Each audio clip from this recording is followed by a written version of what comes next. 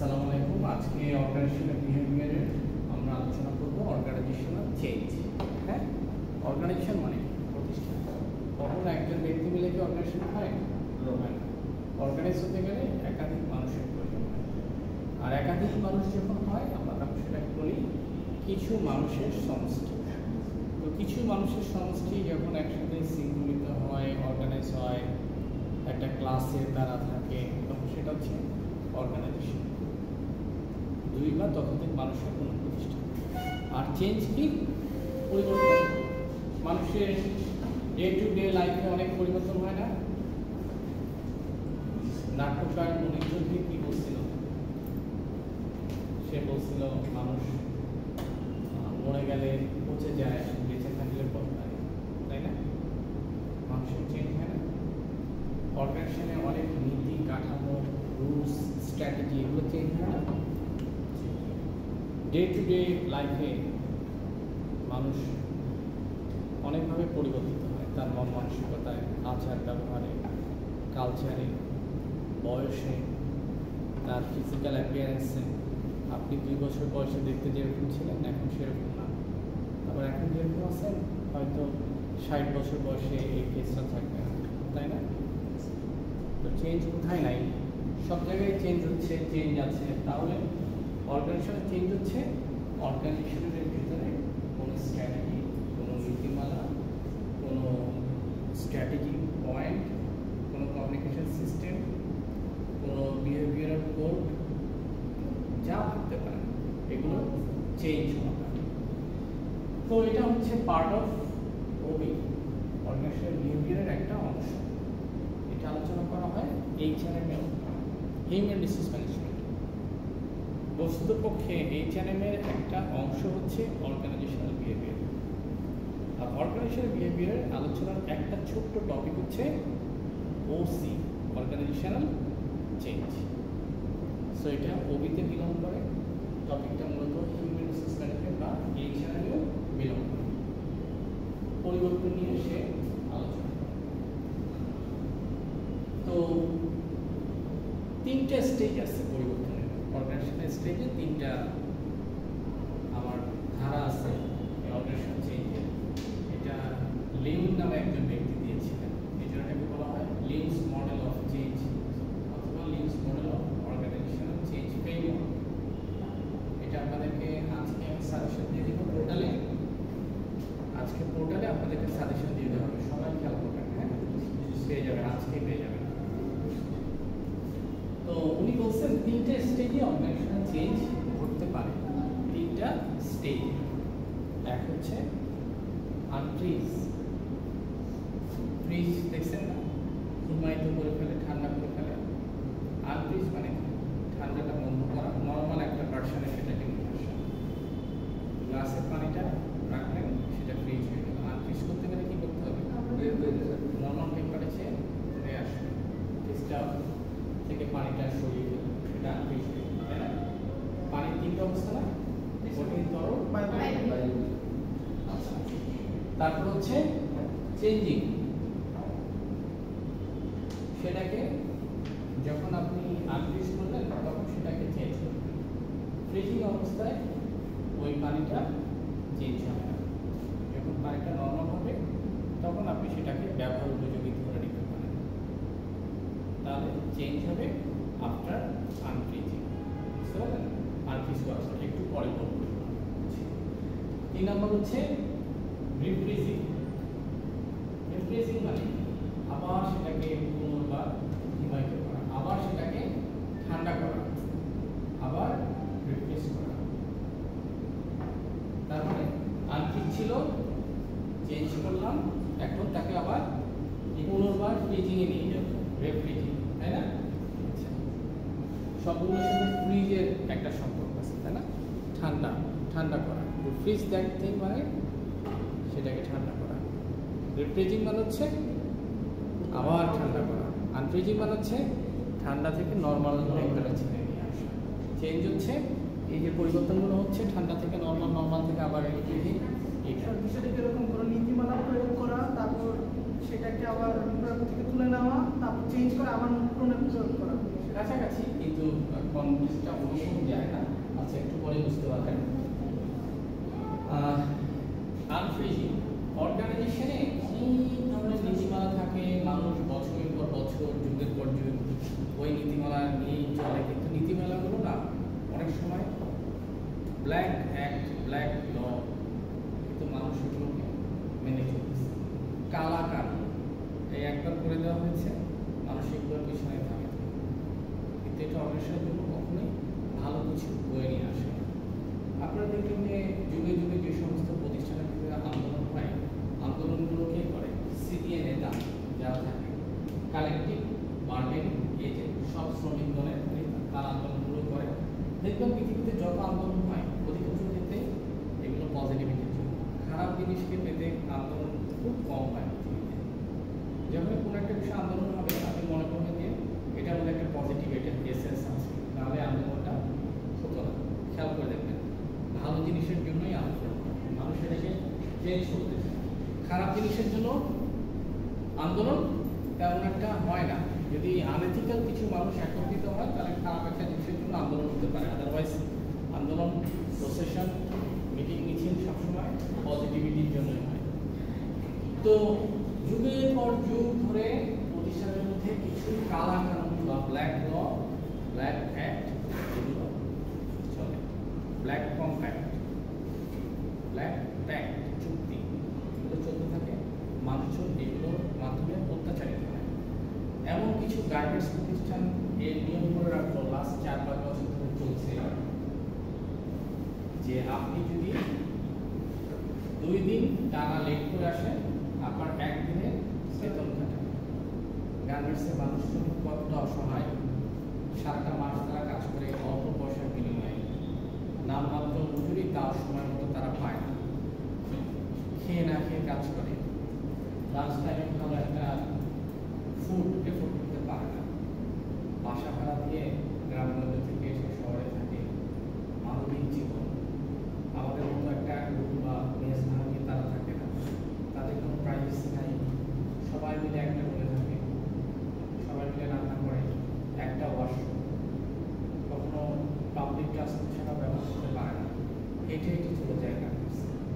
আর public ট্রান্সপোর্টে দিলে অনেক কষ্ট, অনেক সময় ওদের দেওয়া ট্রান্সপোর্টে উঠা যায় না এত মানুষ, তাই না? কোম্পানির ট্রান্সপোর্টেই 1000 মানুষ উঠতে পারতেছে না, কষ্ট করে আসতেছে। কিছু লেট হয় এবং ওই প্রতিষ্ঠান তাদের 2 দিন লেটের জন্য 1 দিনের যে পারিশ্রমিক সেটাকে ডিডাক্ট করে কেটে ফেলে। এটা কি একটা কালা কানুন না অর্গানাইজেশন? তাহলে এটা যদি একটা কালা কানুন হয়, তাহলে এটাকে কি করার প্রয়োজন? আনফ্রিজ করার প্রয়োজন। চেঞ্জ করতে গেলে প্রথমে কি করতে হবে? আনফ্রিজ করে নিতে হবে, আদারওয়াইজ আপনি সেটাকে চেঞ্জ করতে পারবেন না। অনেক মানুষ দেখবেন অর্গানাইজেশনের বিহেভিয়ারে একটু অ্যারোগেন্ট টাইপের, তার মানে ঘাটটা ওয়ার্ড প্রকৃতি, সে যেটা বলে সেটাই। আপনি তাকে রেডিলি কোনো কিছু শক্তভাবে বলে, রাগান্বিতভাবে বলে চেঞ্জ করতে পারবে। তাকে আনফ্রিজ করতে গেলে তার সাথে দুলম্ব সময় কাটাতে হবে, কোনো একটা প্রেক্ষাপট নিয়ে তাকে ধারণা নিতে হবে, 1 কাপ চা খেতে হবে, তারপর চাপ সৃষ্টি করে তৈরি করা যায় না এটা। সবাই মিলে চাপ দিলে চেঞ্জ করে। এটা আন্দোলন করে ভালো, আন্দোলন সমাজের জন্য হয়, কিন্তু এদিকে না যাওয়াই ভালো। এটা একটা মানুষকে আপনি এভাবে ব্যালেন্স করতে পারেন, পার্সোনালি মাইন্ডেডলি এটা করবে। সবাই মিলে ইনভলভ হলে কাজের প্রতি মালিক পক্ষের লস, প্রতিষ্ঠানের লস, সবাই মিলে এফোর্ট দিতে হবে। পরে সম্পর্কটা নিজের পরিযোগী হয়ে যায়, এর জন্য পার্সোনালি কাউন্সেলিং করতে হবে, ইন্ডিভিজুয়াল। তাকে আনফ্রিজ করতে হবে, তাকে ওটার উপযোগিতা নিয়ে বোঝাতে হবে। দেখবেন যে প্রতিষ্ঠানটা চালাচ্ছিল যে মালিক পক্ষ, তার ছেলে আবার অন্য ধাতুতে করা, তার মনটা সে আবার আপনার কথা শুনবে, সে বাবার দেওয়ায় কালা কানুনকে চেঞ্জ করবে, যে ঠিক আছে আমরা 2-3 টানা দেরি করে আসে, 1 দিনের সম্মান কাটবো না।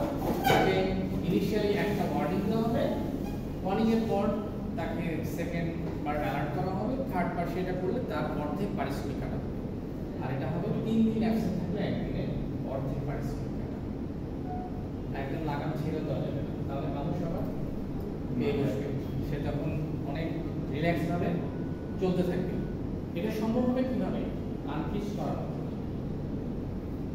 অনেক মানুষ দেখবেন যে অনেক খ্যাপাটে স্বভাব, অনেক কিছু বলতেছে, আপনি তাকে পার্সোনালি নিয়ে একদিন কাউন্সিলিং বলে দেখলেন যে তার স্বভাবটা চেঞ্জ হয়ে গেল, তার রিয়াকশনটা হতো না। দেখবেন ঝগড়া লাগলে একজন মানুষকে ঠান্ডা করার চেষ্টা করে, তখন তাকে অনেক কিছু বোঝানো হয়। আপনারা যখন একটা মানুষের উপর খুব রাগ করবেন, তো আপনার স্বাভাবিকত বা আনফ্রিজিং সিচুয়েশন তখন কি হবে? এই মানুষটার পজিটিভ দিকগুলো হবে। যেমন রাসূল সাল্লাল্লাহু আলাইহি ওয়াসাল্লাম বলছে, তোমার প্রতিবেশীর অনেক দিক খারাপ লাগলেও কিছু দিক তোমার ভালো লাগবে, মানে যে জন্য আপনি তাকে আবার ভালোবাসবেন। কারণ একটা প্রতিবেশী হিসেবে মানুষটা সব কিছু যে আপনার ভালো লাগবে এমন কিছু না। এখন আপনার একটা বন্ধু আছে, কোনো কারণে তার সাথে আপনার মিসম্যাচ হলো, কিন্তু আপনি দেখলেন যে আপনার এই বন্ধুটাই আপনার জন্য অনেক কন্ট্রিবিউশন করছে আর্লি লাইফে, তার অনেক কন্ট্রিবিউশন আছে। তো মানুষের দুই একটা জিনিস যদি একটু ছুটে যায়, তাহলে তার উপর এত খেপে যাওয়ার কিছু নাই। বুঝছেন? সবসময় কোমলতা বা ফ্লেক্সিবিলিটি অবলম্বন করবেন, চেষ্টা করবেন বিষয়টা অন্যভাবে সলভ করতে। দুইটা মানুষের মধ্যে যখন ঝগড়া লাগবে, দুই বন্ধুর মধ্যে, আপনারা 3 বন্ধু ছিলেন, দুজনের মধ্যে ঝগড়া লাগছে, তখন শুনুন যে ওকে বলবেন তোমার নামে তো এই কথা বলে, আরো কথা বলে। আবার ওর নামে যে বলবে যে হ্যাঁ তোমার নামে তো খুব ভালো বলেছে, দেখবেন সবাই সবার প্রতি একটা সৌহার্দ্য বোধ তৈরি হবে। যখন কখনো মা এবং ওয়াইফের মধ্যে ঝগড়া হবে, বাসায় মেডিয়েটর হিসেবে কাজ করবে, মাকে যে বলবেন যে ওয়াইফ এরকম এরকম বললো, আমার শাশুড়ি ভালো গুণ দিয়ে, শাশুড়ি খুব খুশি হয়ে যাবে। আবার ওয়াইফকে যে বলবেন আমার মা বলতো তোমার ভালো গুণ এগুলো, আমার খুব খুশি, আমি তোমাকে বেতন করবো, তখন দেখবেন যে ওয়াইফের মনটা, তখন হাজব্যান্ড দেখবে যে ওয়াইফ এবং মা তার সুন্দর জীবন আচরণ করছে। এটা শুধু মানুষের একটা ট্রেন না, মানুষ এটা চায়। অধিকাংশ মানুষের মনেই একটা পজিটিভিটি সেন্স আছে। চেষ্টা করবেন কাউন্সিলিং করে কোনো কিছু সলিউশন করার জন্য সব জায়গায়। আর নিরপেক্ষতা বজায় রাখবেন, কোনো ফলাফলকে অর্গানাইজেশনে নিজের দিকে আনার জন্য আপনার এই কাউন্সিলিং করার শক্তি, এটা আল্লাহ আপনাকে দিচ্ছেন, বা মানুষকে বুঝালে আপনার ক্লিয়ারেন্স কথা বলতে মানুষ প্রভাবিত হচ্ছে, এরকম করবেন না।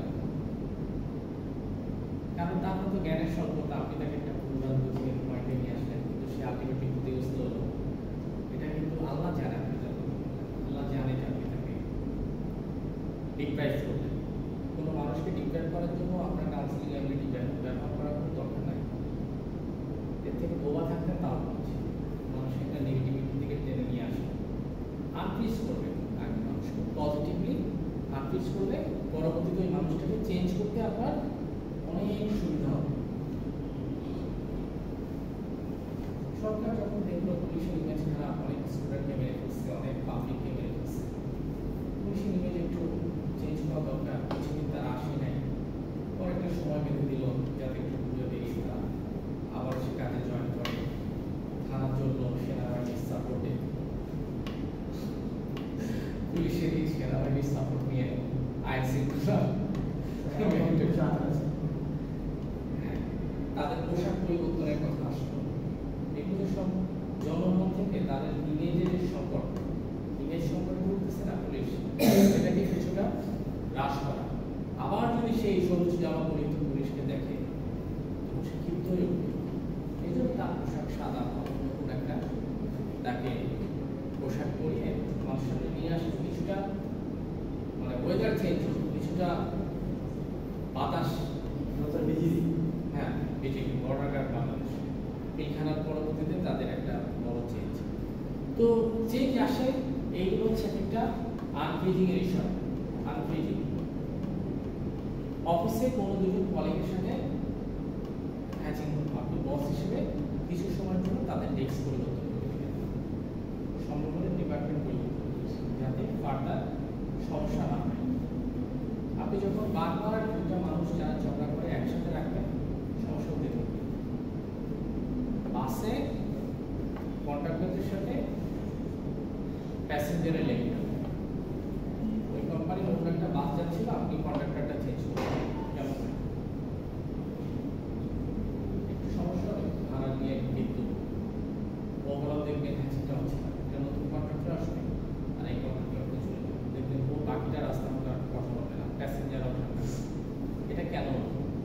চেঞ্জ করে দেওয়া হয়। একটা টিচারকে নিয়ে আপনাদের সাথে হ্যাচিং হয়ে গেল, আপনার একটা প্রতিবাদী স্টেজে চলে গেল, ওই টিচারকে আবার একটা ক্লাসে যদি পাঠানো হয় আপনি সিচুয়েশন মেনটেন না করেন, আপনাদের সাথে টিচারের লেগে যাওয়ার সম্ভাবনা আবার বেশি।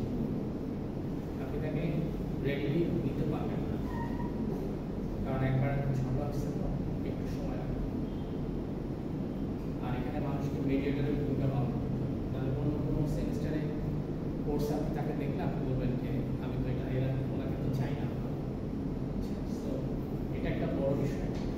কাউকে রেডিলি কোনো কিছুতে ফেস করাতে গেলেই সমস্যা, একটু সময় নেবেন, ভিতরে ভিতরে উদ্ভাবক করতে কাউন্সিলিং করবেন যাতে বিষয়টা। একজন মুসলিম ভাইয়ের সাথে 3 দিনের বেশি কথা না বলে থাকবে না। 3 দিনের বেশি কথা বন্ধ যদি করে এটা খুবই অন্যায়। মুসলিমদের মধ্যে থাকতে হবে ভাতৃত্ব, 3 দিনের মধ্যে কথা বলতে হবে। আমি সবসময় আমার সাথে কখনো কিছু ঘটলে আমি তাদের সাথে কথা অফ করে দিই। আমি সালাম বিনিময় করি, তার হাদিস আসছে সালাম দিলে পারস্পরিক ভালোবাসা পায়। আপনি দেখবেন একটা মানুষ অনেক রেগে আছে, সে আপনার সাথে কথা বলতে যে একটা সালাম দিয়ে শুরু করে একটা দোয়া, মানে আপনার প্রশান্ত না আপনি পাল্টা দোয়া করেন, যার পর আপনি দোয়া করলেন পরবর্তীতে আপনার মুখ থেকে অশ্রাব্য কিছু সহজে আসবে। আপনি প্রথমে একটা গালি দিয়ে শুরু করতে হবে, কারণ সে আপনাকে সালাম দিচ্ছে, এটা একটা পারস্পরিক মহব্বত ভালোবাসার সুগন্ধতা পায়। এটাও একটা আনফ্রেজিং। তারপর হচ্ছে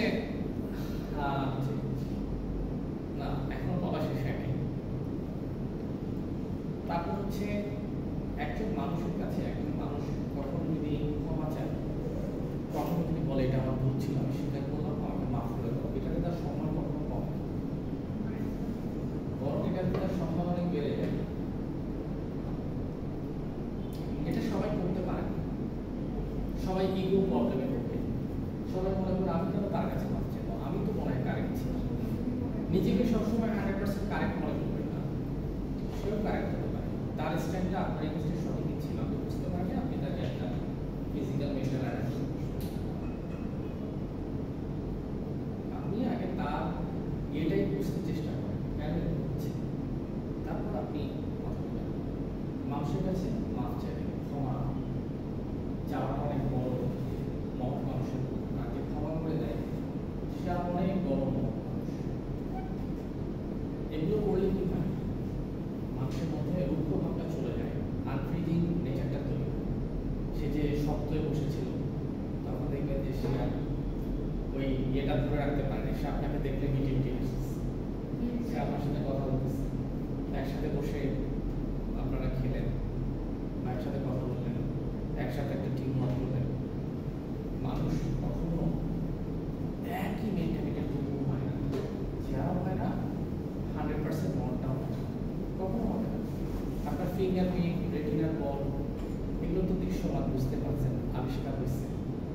100% মনও কখনো না, 100% দেহ তো নাই, মুখ তো নাই, তাই না? তো মন তো অনেক কিছুই ভাববে, মনের মধ্যে অনেক নেগেটিভিটি থাকবে, পজিটিভিটি থাকবে, এই জন্য হ্যাচিং চলতেই থাকবে, মানুষের মধ্যে ডেভিয়েশন চলতে থাকবে। এগুলোকে চেষ্টা করবেন কমায় রাখতে। যেমন ইসলামিক নেচার বা অন্য একটা কথা বলা যায়, রাসূল ইসলাম বলছেন যে জান্নাতে তাকে একটা ঘর দেওয়া হবে যে কারেক্ট থাকা সত্ত্বেও তর্কে লিপ্ত হয়। আপনি জানেন আপনি বাইকটা নিয়ে বেরোলেন, ও এমনভাবে চালিয়ে এসে আপনার বাইকটা আঘাত করে দিল, এটা ওরই ফোন, ও রাস্তা নন স্পিডে চালাচ্ছে। আচ্ছা থাক, কি বলবেন না, আপনি একটু ব্যথা পাইছেন, ছেড়ে দিলেন, মামলার জন্য বললেন না, তার গাড়ি আটকে রাখলেন না,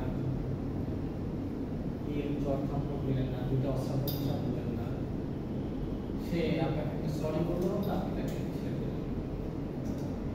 তাহলে আপনি তার সাথে তর্কে জড়াতে পারবেন, তর্কে জিততে পারবেন, সব পয়েন্ট আপনার হাতে থাকা সত্ত্বেও আপনি তাকে ছেড়ে দিলেন, তর্কে জড়াবেন না। এটার জন্য আপনি জানান একটা ঘটনা, যদিও আপনি কারেক্ট, বুঝতে পারলেন? এটা হচ্ছে একটা হিউম্যান নেচার। যত বেশি শান্ত থাকবেন তত বেশি প্রবলেম কম। যত শান্ত থাকবে তত কম কেস হতে পারে। এগুলো সবগুলো হচ্ছে আনফ্রিজ, সামাজিক, যৌক্তিক, ধর্মীয় দৃষ্টিকোণ থেকে আবার বেশ কিছু উদাহরণ পেলেন, তাই না? বাসায় কখন আব্বা আম্মার সাথে রাগ হয়, তখন আব্বা আম্মার ভালো দিকগুলো চিন্তা করবেন, যে কোন দিন আপনার জন্য একটা জামা নিয়ে আসছি, কোন দিন মাছের মাথাটা নিজে না খেয়ে আপনাকে খাওয়াইছি। These are the rules of peace. সব দিনই ভালো স্যার, পরীক্ষার রেজাল্টের দিনটা ভালো থাকে ঠিক না? তো আনফ্রিজ, ওকে, আনফ্রিজ করবেন। এখন থেকে নিজেকে আনফ্রিজ করতে পারবেন? জি স্যার। উত্তেজিত হবেন না। উত্তেজিত হলে বিজ্ঞানীরা মাথার যে এটাকে সেল অ্যানালাইসিস করে দেখছে, এনি টাইম আপনি স্ট্রোক করতে পারেন। কোয়ান্টাম কোয়ান্টাম ফাউন্ডেশন যে বলে রেগে গেলেন তো হেরে গেলেন, তবে মনে রাখবেন এটা 100% নেই। আপনি মাঝে মাঝে রেগে যাবেন, মাঝে মাঝে একটু রাগ করবেন। আমি আপনাদেরকে লাস্ট পরীক্ষার দিন একটা কথা বলছিলাম না, আপনার হিউম্যান ট্রেড থাকতে হবে, আপনাকে মাঝে মাঝে রেগে যেতে হবে। আরেকটা জিনিস খেয়াল করবেন, আমি সেদিন একজন সাহিত্য লেকচার থেকে শুনতেছিলাম, আল্লাহ সুবহানাহু ওয়া তাআলার 99টা নাম আছে না?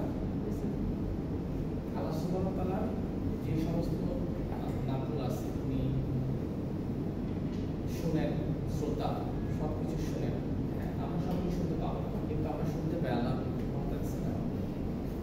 আল্লাহ অনেক সময় রেগে যায়, রাগান্বিত হয়। তার কঠোর নাম যেগুলি আছে সেগুলো আর আমরা রেগে যাই না, আল্লাহ হাসেন, এটা হাদিস আছে। তাহলে আমরা হাসি না, তারপর আল্লাহ ক্ষমাশীল। আমরা মানুষকে অনেকে ক্ষমা করি না, আর আল্লাহ সুবহানাহু ওয়া তাআলা অনেক যেটা আল্লাহর জন্য খাস, আল্লাহ আনলিমিটেড ভাবে করতে পারে, আমরা একটা ক্ষুদ্র অংশ সেটা করি।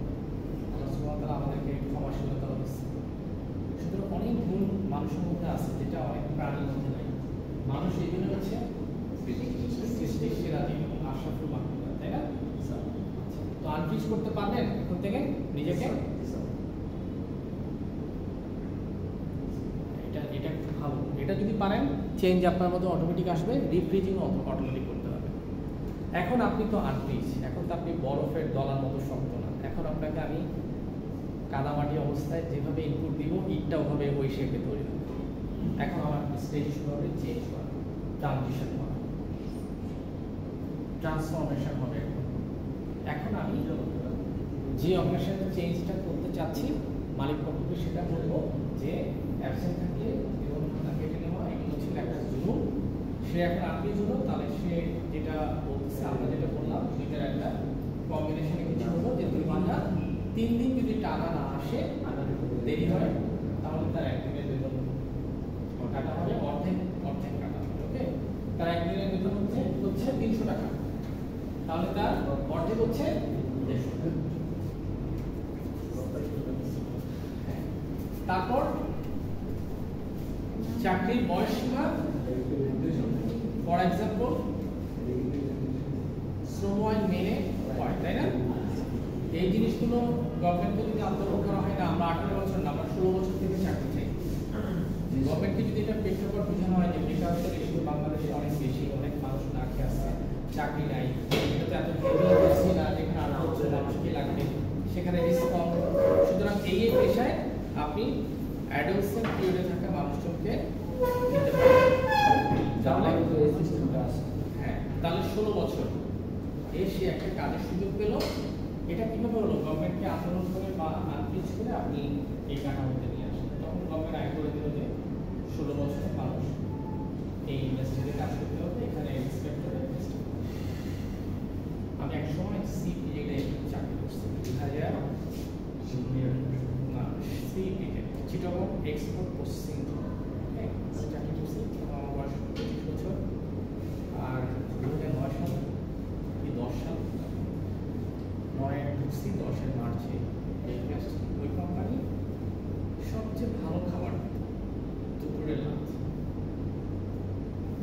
পার্শ্ববর্তী কোম্পানিতে হাহাকার চলতো, মালিক পক্ষ বুঝতে যেত না, তারা ফ্রি হয়ে বসে টাকা অনেক কামাইতো ওদেরকে দিয়ে, কিন্তু বেতন দেওয়ার সময়, ভাতা দেওয়ার সময় একটু সুযোগ সুবিধা, গ্রাফিক বা লাঞ্চ ফেসিলিটি দেওয়ার সময় অনেক চেপে থাকে। কিছু কিছু প্রতিষ্ঠানে দেখা গেল যে শ্রম আইন বা আদার্স শুরু করে বিদেশিদের চাপে খাবারটা নেওয়ার জন্য মানুষজন যায়, অনেক মানবিক, সবাই একটা থালা নিয়ে যায়, জেলখানার মতো একটা ডিম দেওয়া হয়, একটু ঝোল, একটা ভাত, শেষ। আপনার কোম্পানিটা এগুলো দিত না, আমাদের কোম্পানিতে খাওয়ার জন্য বিশাল একটা ক্যান্টিন ছিল। এই রুম এবং এই রুম মিলে এত বড় একটা ক্যান্টিন।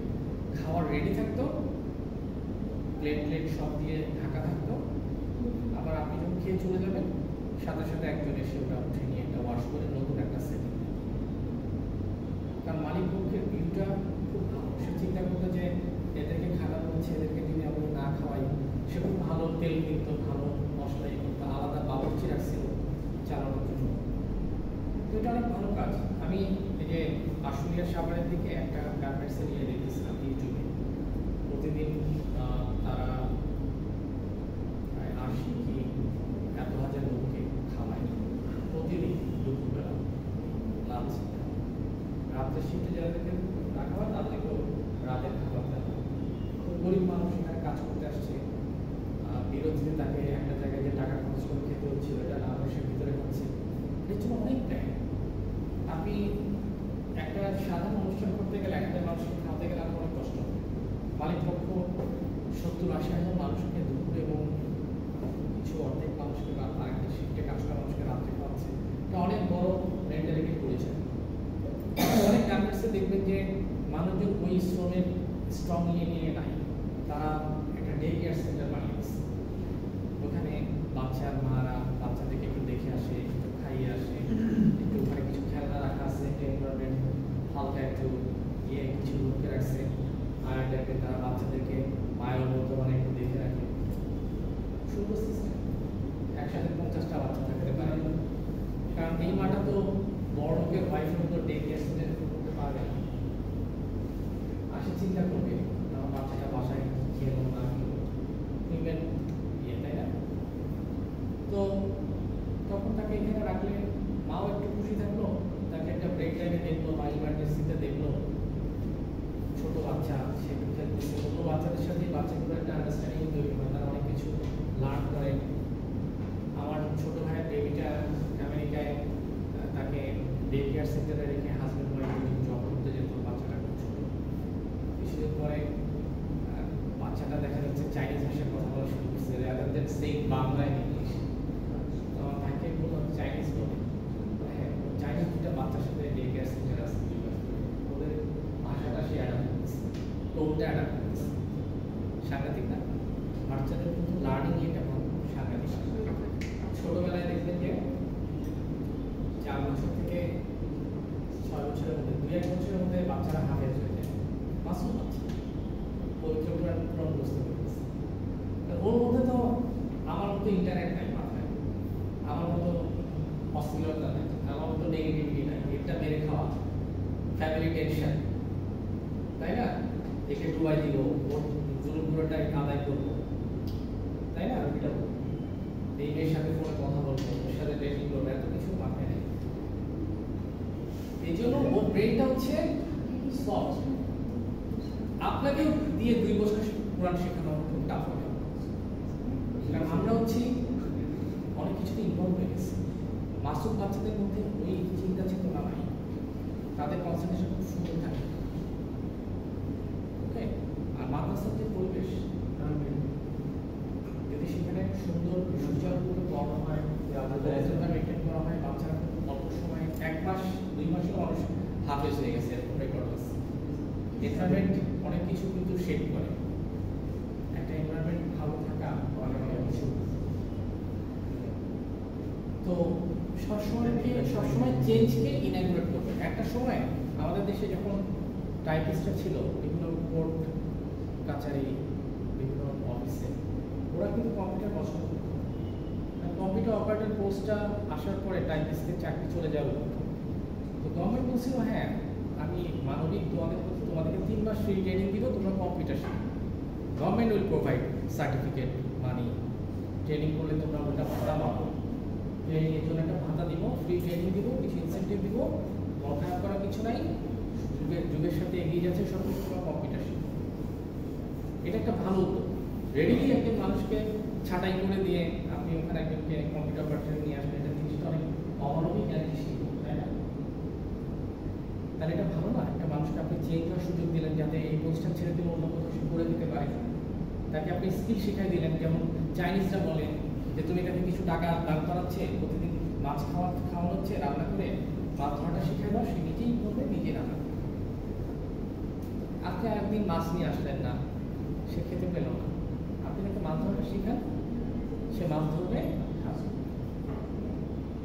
সুতরাং আপনি কম্পিউটারে ট্রেনিং দেন, তাকে সার্টিফিকেট দেন, আমার কোশ্চেনে কাজ না করলে কোনো অসুবিধা নেই, আপনি আপনার জীবন জীবিকা করে খান, কোনো অসুবিধা নেই, যেখানে যাবেন ইনশাআল্লাহ কাজ করবেন। এটাই কোনো পজিটিভ চেঞ্জ।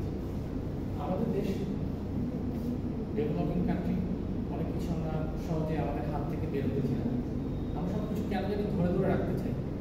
এটা কিন্তু ঠিক না।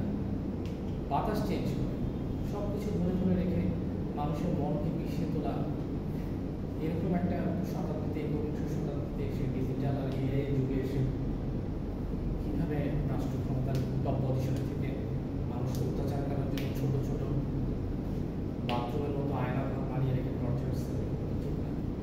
কেমন মানসিকতা করেছে মানুষের? আল্লাহর কাছেও একটা জবাব দিয়েছে, তাই না? তো এত দূরে রাখা কি আছে? মাসুম 20-22 বছরের ছেলে বুলেট দিয়ে গুলি করে হত্যা করে মেরে ফেল, রাষ্ট্র ক্ষমতা থাকা, এটা তো ঠিক না। এত কিছু ধরে রাখার দরকার নেই। সাহাবীরা কখনো যে ক্ষমতা নিতে চাইত না, বা কোন একটা এলাকার গভর্নর হবে, রাষ্ট্র ক্ষমতা, এরকম তারা নিজেরা কখনো যেতে চাইত না, কারণ তারা জানে, তাদের ইমান মজবুত, তারা জানে শাসকদের বিচার একটু অন্যরকম, আর সে হচ্ছে জিম্মাদার। আপনি ভুল করছেন, আল্লাহ বলছে ঠিক আছে মাফ করে দিলাম, কিন্তু 10 জন মানুষের জীবন নিয়ে ফেলে দিলেন, আপনি এত সহজে মাফ পাবেন না, কারণ আপনি শাসক। 10 জন মানুষের কাছে এক্সট্রা ট্যাক্স আদায় করছেন, 10 জন মানুষকে গুলি করে হত্যা করছেন, 10 জন মানুষকে সুবিধা বঞ্চিত করছেন, 10 জন মানুষকে এরকম করছেন, ওরকম করছেন, সাহায্য করছেন, ন্যায় বিচার পায় নাই, সব কিছুর জন্য আপনার জিম্মাদারি হিসাব আল্লাহ সুবহানাহু ওয়া তাআলা নেবেন। এই জন্য সাহাবীগণ কোনো নেতৃত্ব নিজের থেকে কখনো চাইছে না, বরং তারা ভীত সন্ত্রস্ত ছিল যে এই নেতৃত্ব নিলে আমাকে তো জবাব দিতে আসতে হবে, কারণ তারা তো প্রকৃত ইমানদার। এই জন্য তারা ক্ষমতা কখনো ওই অর্থে চাইছে না। চেষ্টা করবেন পজিটিভ চেঞ্জ সবসময় করার জন্য। সুন্দর একটা পরস্পর আছে আপনার মনের ভিতরে, খেয়াল করে দেখবেন। আমি এখন আপনাদেরকে 2-3টা প্রশ্ন বলবো, দেখবেন আপনার মন বলে দিবে ব্যাড আর গুড। আল্লাহ এমন একটা সুন্দর পরস্পর মানুষকে মনের ভিতর দিয়ে দিচ্ছে, অন্তর একটা আল্লাহ দিয়ে দিচ্ছে। যেমন বলি, কাউকে হয়তো ভোগান্তিতে ফেলা, ব্যাড আর গুড আপনার মন থেকে বলে দিচ্ছে।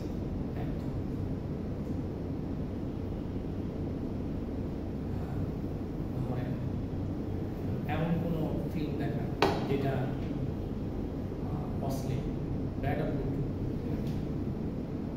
মন বলে দিচ্ছে, পালন না করলে আপনি শাস্তি সম্মুখীন হবেন। আল্লাহ কিন্তু আপনাকে কোড দিয়ে দিচ্ছে, বিচার বিবেচনা বোধ আল্লাহ আপনাকে দিয়ে দিচ্ছে। এই জন্য তো আপনি হিউম্যান বিং, আসল মানুষ। আপনি কেন ফেরেশতাদের চেয়ে বেশি সম্মানী? আল্লাহ যখন আদম আলাইহিস সালামকে বানাইছিলেন, ফেরেশতাদেরকে বসে সিজদা করো, ফেরেশতারা সিজদা করছে আদমকে, মাটির মানুষকে। তারা হচ্ছে আলো বা নূরের তৈরি, তারা সিজদা করছিল মানুষকে। কেন? একটা 25 বছরের তরতাজা অন্ধ যুবককে একটা রুমে রাখা হলো, সাথে ইন্টারনেট, টিভি সব দিয়ে, মোবাইল ফোন দিয়ে তাকে রাখা হলো। আরেকজনকে রাখা হলো 25 বছর বয়স, একই এক সেকেন্ডের বয়সে কিছু হবে না, সেই যুবক, তাকে এই সেটিং দিয়ে রাখা হলো। অন্ধ যে যুবক, তার কোনো অপশনই নাই কিছু দেখার। আর যে যুবকের অপশন ছিল, তবু সে 20 বছর ওই ঘরে বন্দি থাকার পর একটা সময়ের জন্য দিক সেদিক করে নেয় নিজেকে। কার বেশি, কে বেশি পরীক্ষার সম্মুখীন হচ্ছে? যার চোখ আছে সে বেশি পরীক্ষার সম্মুখীন হচ্ছে। তার অপশন ছিল কিন্তু সে করে নাই, তাই না? এই জন্য তো ফেরেশতাদের চেয়ে মানুষের মূল্য আল্লাহর কাছে বেশি। যে আল্লাহ আপনাকে ব্যাড অর রং এখনই প্রশ্ন করলে যাচাই করার সুযোগ দিচ্ছে, তবুও আপনি নেগেটিভিটি করেন না। এই জন্যই ফেরেশতাদের চেয়ে আপনার সম্মান উপরে। বুঝতে পারলেন কেন বিষয়টা? Just match yourself. কেন আপনি বেশি সম্মান? কারণ আপনাদের এটা ছিল। তো চেঞ্জ করবেন ফর পজিটিভ থিং। আপনি একটা সময় ইন্টারভিউ নেওয়ার সক্ষমতা তৈরি করবেন, একটা প্রতিষ্ঠানে কাজ করবেন, একদিন জেম হবেন, এজেম হবেন। আপনার কাছে 20টা মানুষ সিভি নিয়ে যাবে, এক একজনের রেজাল্ট খুব ভালো, ব্যবহার খুব ভালো, সবকিছু ঠিক আছে, আগেও 2-3টা প্রতিষ্ঠানে কাজ করছে, সে এখন একটা প্রতিষ্ঠানে চাকরি করতেছে, অনেক ভালো স্যালারি পায়, তাকে না নেওয়ার কোনো কারণই আপনি খুঁজে পাচ্ছেন না। কিন্তু আপনি আরেকজনকে দেখলেন যে অনেকটা একই রকম রেজাল্ট, ভালো পারে, ব্যবহার আছে, ভালো একটা জামা পরে সে আসতে পারে নাই, 2 বছর ধরে সে নাকি বেকার। এখন আপনি সবকিছু যোগ্যতা, সার্টিফিকেট, সিজিপি আর এক্সপিরিয়েন্স, কোন কয়টা মাল্টিনেশনাল কোম্পানিতে লোক চাকরি করছে, এগুলো দেখে তাকে নিয়োগ দিয়ে আপনি দেখেন, ফ্যামিলিটাও দেখেন। যে পার্টি স্কিল মানুষ 2 বছর বেকার আছে, সে ফ্যামিলি কত কষ্ট চলতেছে, তার গায়ে একটা ভালো জামা নাই, আপনি নিজেও অনার্স মাস্টার্স করছেন, আপনি জানেন না লেখাপড়া করতে কত কষ্ট, বুঝেন নাই? কত হার্ড ওয়ার্ক করে সেখানে আসছে, কয়টা অ্যাসাইনমেন্ট দিচ্ছে, কয়টা প্রেজেন্টেশন দিচ্ছে, কয়টা ক্লাসে দিচ্ছে, কতবার ফাইনাল মিডটার্মের জন্য বসতে হয়েছে। 40টা কোর্স অনার্সে, 40টা মিডটার্ম, 40টা ফাইনাল। মুখের কথা আসলে পরীক্ষা, ক্লাস টেস্ট, অ্যাসাইনমেন্ট, প্রেজেন্টেশন তো লেগেই গেছে, সবকিছু মিলে 100 অ্যাসেসমেন্ট, তার চেয়ে বেশি রিটেক যদি হয়তো আরো বিভৎস অবস্থা। তারপর সে জব নাই, আপনি তাকে একটু অ্যাসেস করবেন না মানবিক দৃষ্টিকোণ থেকে? অর্গানাইজেশনাল চেঞ্জ এভাবে আসবে। সবসময় যোগ্যতাই একমাত্র মাপকাঠি না, মানুষ বেকার থাকার কথা। ও যে 2 বছর ফ্যামিলিকে ভালো করে খাওয়াইতে পারতেছে না, পড়াইতে পারতেছে না, এটাই তার একটা যোগ্যতা।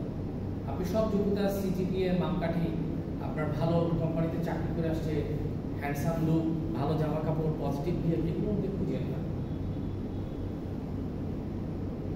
সে বেকার থাকা একটা যোগ্য, সে বেকার বলে আপনার কাছে যোগ্য, সে আপনি তাকে ওইভাবে চিন্তা করেন, তাকে জব দিবেন যাতে তার ফ্যামিলিটা রান করে, সে চলতে পারে। ওই লোকটা একটা জব করতেছে অলরেডি, এমন তো না যে সে জাম করতেছে ফর বেটার, আর এই জাম করতেছে একটা রুটিন রুচির জন্য, বরং তার কমিটমেন্ট আরো হাই থাকবে। আপনি তাকে বিপদে হাত বাড়িয়ে দিচ্ছেন। বস যখন হবেন, এই সোশ্যাল মেন্টাল চেঞ্জগুলো নিজের মধ্যে রাখবেন। অনেক সময় মানুষজন বসে আনফিজ তাকে করা যায় না, সে সবসময় শক্তভাবে নিজের কাঠামোতে চলাচল করে, নিজের মতো ভাব দেখে সে চলতে চায়, এটা কিন্তু ফেয়ার না। আপনি যেদিন মারা যাবেন হয়তো ওইদিকে আপনাকে মাটি দিয়ে দেবেন, তাই না? সকালে মরলে গ্রামের বাড়িতে যদি থাকেন দুপুরে দিয়ে দিবে, আপনার লাশ যদি ঢাকা থেকে রংপুরেও নিয়ে যাওয়া হয় হয়তো ওই দিনেই দাফন হয়ে যাবে। আমার আম্মা মারা গেছে সকালে, এসে তার দাফন হয়ে গেছে, লাশ নিয়ে গেছি সেই উত্তরবঙ্গ, কিসের এত? আপনি কিসের ইয়ে দেখে মনে করতেছেন যে আপনি অনেক কিছু? So, untreat yourself always. Have a change culture in your mind. Change culture. রাস্তায় যখন কেউ আপনাকে জিজ্ঞেস করবে একটা ঠিকানার কথা, এত গ্র্যাভিটি দেখা হেঁটে চলে যায় না। আপনি ইউনিভার্সিটি স্কলারসে বিএসসি করেন, কম্পিউটার সায়েন্সে, ফিউচার কম্পিউটার ইঞ্জিনিয়ার, এত খাতে কিছু নাই। আপনি দাঁড়াবেন, তার সাথে কথা বলবেন, ঠিকানা জানলে বলবেন, না বলবেন আমি জানি না, শেষ। অনেকে আছে গ্রামের বাড়িতে সাধারণ ছাত্র ছিল, বুয়েটে চান্স পাইছে, হালচালি চেঞ্জ হয়ে গেছে, ওর জুনিয়রদের সাথে কথা বলতেছে না, কারোর সাথে কথা বলতেছে না, বাসে উঠলে কারোর সাথে সে কথা বলে না, কারণ সে নিজেকে ইঞ্জিনিয়ার এখন ভাবে, ইঞ্জিনিয়ার হতে এখন বহুত দেরি। ডাক্তারদের মধ্যে দেখবে একটা আলাদা নাম আছে, তারা হয়তো চিৎকার চেঁচামেচি করে, অনেক ডাক্তার। এটা কি ঠিক? যে পুলিশগুলো অহেতুক রিক্সাওয়ালাদেরকে মোটা মোটা বেরি দিয়ে পিটায়, ঠিক? এটা এক ধরনের জুলুম না? এটা একটা পোশাক পরিহিত সন্ত্রাসীর কাজ। তাহলে পুলিশের দেশটা এক অর্থে পোশাক পরিহিত সন্ত্রাসীর কাজে হতে হচ্ছে। বড় ড্রেসের কারণে আপনি তাকে মিনিমাম প্রতিবাদ করলে উল্টা মার্কিত হচ্ছে, জুলুম না? রাসূল ইসলামকে কেউ যদি কিছু বলতো, ওনার অভ্যাস কি ছিল জানেন? ভালো করে দেখেন, ওনাকে কেউ কিছু জিজ্ঞেস করছে, সে হয়তো পিছনে আছে বা সাইডে আছে, এভাবে উত্তর দিত না কখনো, এইভাবে করতো। মানে এখন সম্মান পেয়েছে সে, তারপর সে জিজ্ঞেস করতো। সুন্দর না? আপনি অনেককে বলতে পারেন যে হ্যাঁ এরকম একটা পাতা না দিয়ে কথা বললেন, কিন্তু একটু ঘুরে তাকে নিয়ে উত্তর দেন, অনেক সম্মানিত হবে। অনেক বড় মানুষকে ফোনে পাওয়া যায় না, তারা বলে আমি ব্যস্ত, সে ব্যস্ত না, আপনি তার প্রায়োরিটি লিস্টে অনেক নিচে আছেন, জায়গা আপনি পাওয়া যায়, এগুলো সব তাকে পাওয়া যায়। আপনি তাকে একটা মেসেজ করলে সে উত্তর দিচ্ছে না। এটা যদি প্রধানমন্ত্রী মেসেজ করতো, সে বারবার করে দৌড়ে চলে যেত। সে তার কাছে পাবে এরকম কোনো ব্যক্তি যদি কোম্পানি এমডি তাকে মেসেজ দিত, সে যে বিষয়টা এখন ধরতো, এখন কলব্যাক করতো 10 বার, 1 সেকেন্ডে সে 10 বার সার্চ করতো না? তাহলে আপনি নিজেকে আর্টিজ করবেন যাতে সোসাইটিতে মিশতে পারেন, এই কালচারগুলোকে অ্যাডাপ্ট করবেন, মানুষের কাছে যেন চেয়ে কিছু নিতে না হয়, মানুষ যেন আপনার অবস্থা বুঝে আপনাকে সেটা অফার করে। একটা মজার ছোট্ট ঘটনা বলি এখানে। ইউনিভার্সিটিটা অনেক কাঠামোতে অনেক ফিস থাকে, অনেক কিছু নিয়ে চিন্তা করে। আমি আপনাদেরকে একটা আমেরিকান ইউনিভার্সিটির কথা বলছিলাম না, ফিউচার চিন্তা করতে বলছিলাম না, তো ওইখানে যাই হোক আমার আম্মার মৃত্যুতে বা আগে পরে ইভেন্টে আমি কিছুটা লেস কনসেন্ট্রেশন দিই, আমার একটা অ্যাসাইনমেন্ট বা কিছু জমা দেওয়া হয়নি। আমি তাদেরকে কারণটা লিখছি কেন আমি এটা দিতে পারিনি। তারা আমাকে টাইম রেঞ্জ টাইম দিচ্ছে, তুমি এটার জন্য এলিজিবিলিটি আমাকে দিচ্ছি। সুন্দর না সিস্টেমটা? আমি চেঞ্জ বা পজিটিভ রিড পাচ্ছি দেখে আমি পজিটিভ রিড আমার স্টুডেন্টকে দিতে পারছি।